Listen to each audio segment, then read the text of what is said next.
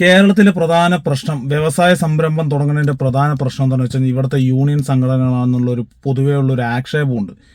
അതിനെ ശരിവെക്കുന്ന തരത്തിലുള്ള പല പ്രവൃത്തികളും പല യൂണിയനും പല പാർട്ടിന്റെ പേരിലും ഇവിടെ നിലവിൽ നടക്കുന്നുണ്ട്. കാരണം ഒരു പ്രസ്ഥാനം നടത്തിക്കൊണ്ടുപോകുമ്പോൾ അതിനെ ചൊല്ലിയിട്ട് അവിടെ ഇറക്കുകൂലി, നോക്കുകൂലി, കയറ്റുകൂലി എന്നൊക്കെ പറഞ്ഞിട്ടുള്ള പ്രശ്നം ഉണ്ടാക്കുന്നതും പിന്നെ അവിടെ ഉണ്ടാക്കുന്ന പിരിവ് കൊടുക്കാത്തതിനുള്ള പ്രശ്നങ്ങളൊക്കെ കൊണ്ട് കുറേ സ്ഥാപനങ്ങൾ ഇവിടെ നിന്ന് അടച്ചു പൂട്ടിയിട്ട് മറ്റ് സംസ്ഥാനങ്ങളിലേക്ക് പോകുന്ന ഒരു അവസ്ഥ ഉണ്ടായിട്ടുണ്ട്.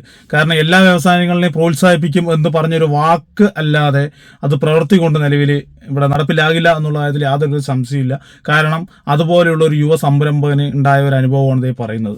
സ്റ്റാർട്ട് ചെയ്ത് അന്ന് തൊട്ട് ഇവർ വന്ന് എപ്പോഴും ഇങ്ങനെ വന്ന് ഓരോ നമ്മൾ കണ്ടെയ്നർ കാണും ഇവരോട് വരും, ഭീഷണിപ്പെടുത്തും, വണ്ടി കത്തിക്കും, അത് കത്തിക്കാൻ എപ്പോഴും പറയും. പക്ഷേ നമ്മൾ ബഹുമാനപ്പെട്ട കോടതിയിൽ നിന്ന് ഇവിടെ ഇറക്കാനുള്ള ഓർഡർ മേടിച്ചിട്ട് 2 മാസം മേടിച്ച് വെച്ചിരുന്നു. പക്ഷേ അതുണ്ടായിട്ട് പോലും നമുക്ക് അതിനുള്ളൊരു സേഫ്റ്റിയോ കാര്യങ്ങളോ ഇല്ല. അപ്പോൾ ഈ ഒരു അവസരത്തിൽ അവർക്ക് ഇവിടെ വന്നു ഞങ്ങളുടെ പ്രോസസ്സ് എന്താണെന്നുള്ളത് അവർക്ക് കാണിച്ചു കൊടുത്തു എല്ലാം.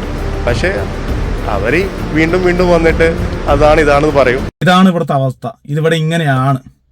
ഇതിനെയൊക്കെ ഇല്ലാണ്ടാക്കാനുള്ള ഒരു പോംവഴി എന്താണെന്നുള്ള കാര്യത്തിൽ ഇപ്പോഴും ഒരു ചോദ്യചിഹ്നമാണ്. കാരണം കോടതിയിൽ നിന്ന് എന്ത് സ്റ്റേ, ഇറക്കുകൂലിയായാലും നോക്കൂലി എന്തിനും ഒരു സ്റ്റേ മേടിച്ചിട്ട് വന്നാലും അതിന് എതിരായിട്ട് വീണ്ടും പരാതി കൊടുത്ത് ആ സ്ഥാപനം എങ്ങനെയെങ്കിലും ഒന്ന് നശിപ്പിച്ച് മുടിഞ്ഞു പോട്ടെ എന്ന് പറഞ്ഞ് കാത്തു നിൽക്കുന്ന കുറേ യൂണിയനിൽ കുറേ നേതാക്കന്മാരും നിലവിലുണ്ട്. കാരണം അവർക്ക് ഈ ഒരു സംരംഭം തുടങ്ങിയാൽ അവർക്കും ജോലിയുള്ളൂ എന്നുള്ളതൊന്നും ആലോചിക്കില്ല. അവിടെ വർക്ക് ചെയ്യുന്ന ജോലിക്കാർക്ക് ഇതുകൊണ്ട് ഈ സ്ഥാപനം കൊണ്ടിട്ടുള്ള ഒരു ഉപകാരവും കാര്യങ്ങളൊന്നും ഇവർക്ക് അറിയുന്നില്ല. കാരണം ഇവർക്ക് കുറച്ച് പേരുടെ സ്വയം താല്പര്യപ്രകാരം അവർക്ക് എന്തെങ്കിലുമൊക്കെ കിട്ടണം. അതല്ലാന്നുണ്ടെങ്കിൽ കിട്ടാത്ത പക്ഷം അതിനെ അടച്ചു പൂട്ടുക എന്നുള്ളൊരു അജണ്ടയാണ് പോയിക്കൊണ്ടിരിക്കുന്നത്. അതുകൊണ്ട് തന്നെ ഇങ്ങനെയുള്ള വ്യവസായ സംരംഭങ്ങളും കാര്യങ്ങളൊക്കെ കേരളത്തിൽ തുടങ്ങുന്നതിന് 100 ചിന്തിച്ചിട്ട് കാരണം പണം മുടക്കുക. കാരണം ഇവിടെ ഇങ്ങനെയൊക്കെയാണ്.